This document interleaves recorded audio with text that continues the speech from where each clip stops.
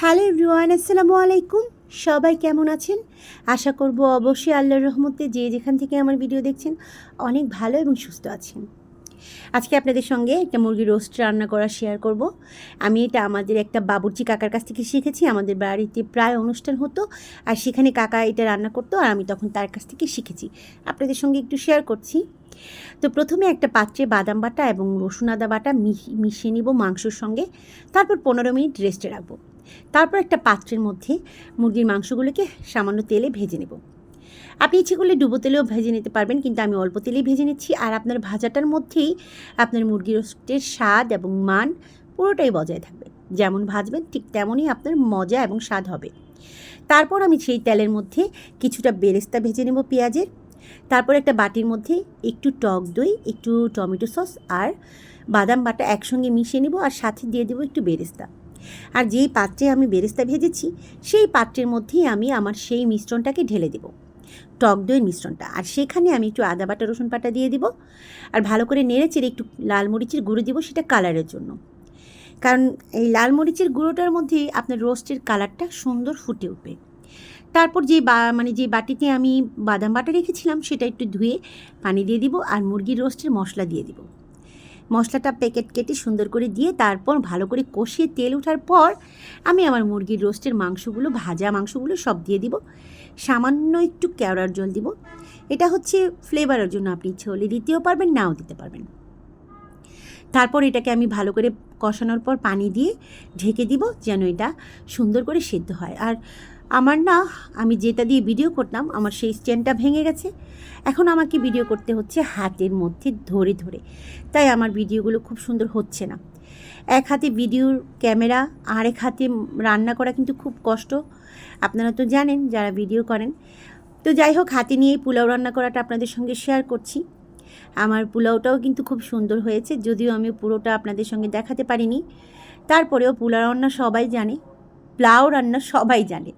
আচ্ছা যাই হোক, দুষ্টমি করব না, আজকে আমার অনেক কাজ আছে। তারপর আজকে এই যে আমার পোলাওটা রান্না হয়ে গেছে এবং আমার মুরগির রোস্টটাও রান্না করা হয়ে গেছে।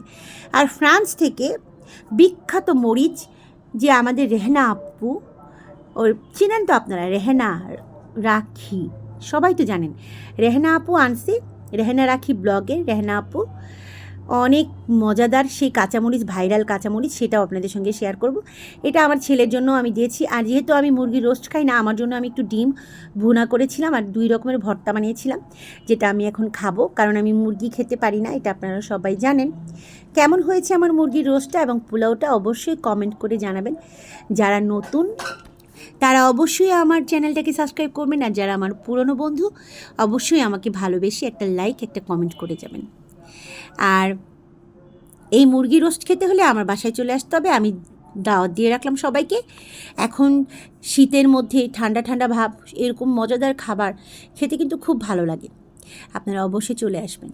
আর রেহানা রাখি আপুর গল্পটা কি, ওই যে আপু বিদেশ থেকে এসে বেলি ফুল 20 টাকা দিয়ে কিনে, 20 টাকা করে 5টা বেলি ফুল কিনেছিল, সেই জন্য সে এখন ভাইরাল হয়ে গেছে বেশি। আসলে মানুষই ভুল করে। যাই হোক, আমি অত দূর যাব না, আমি একটা ছোটোখাটো পরিবারে, আমি অত দূর যাব না। এই যে আমার সেই রেহেনা রাখি আপুর ভাইরাল কাঁচামরিচ, আমি মরিচ ভর্তা দিয়ে খাবো। এই যে মরিচ ভর্তা, ডিম ভুনা এবং পোলাও দিয়ে আমি এটা খাবো, যেহেতু আমি মুরগির মাংস খাই না। আজকে গরুর মাংস রান্না করতে ইচ্ছে করছিল না। আমাদের সেই ভাইরাল মরিচ আপনারা কে কে খেয়ে দেখবেন বাসায় কেমন লাগে।